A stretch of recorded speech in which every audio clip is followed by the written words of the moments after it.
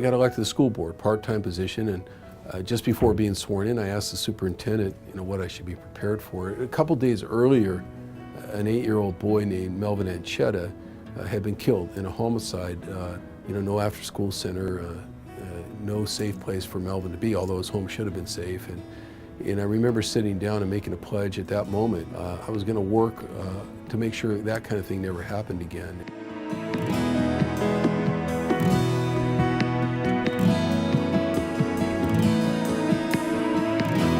He has this commitment to kids that's very amazing to me in terms of, I haven't seen that from other elected officials. He'll take it all in. He loves to listen to his students. Maybe it's from having kids himself, maybe it's from a spiritual commitment.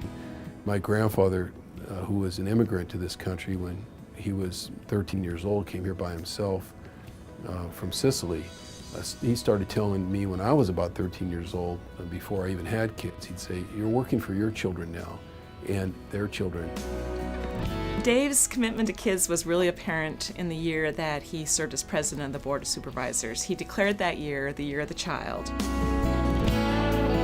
basically set out an agenda that would hopefully change things in terms of county government and its relationship to children. He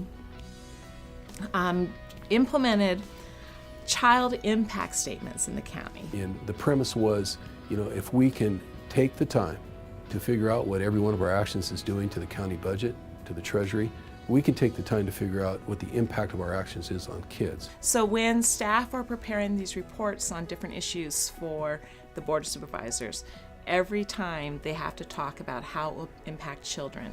Every board agenda item now, as a result of our efforts last year, has not only a fiscal analysis, but it also has a child impact analysis. Now everybody is starting to look at how do we really affect the children in this community. This is a legacy that will be in our county for years and years and years.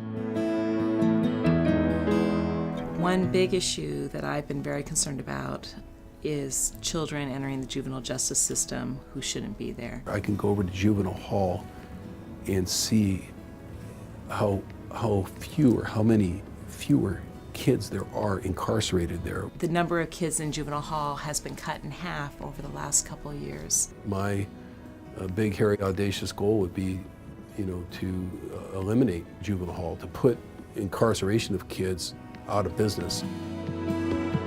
So every time we had an event at a school, that's one he would never say no to. He would go to a school and read to them. And at the end, these small little kids get up and they're like, "Can we get your autograph?" And he didn't know how to express that. He sat there and he signed their little bookmarks or their books, and the kids were just excited.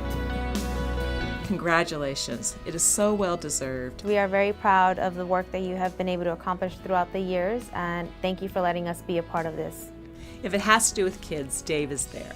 Just that observation that you've provided for a young person, if you're really lucky that you've enabled some transformational change in their life for the better, I can live on that, all day long.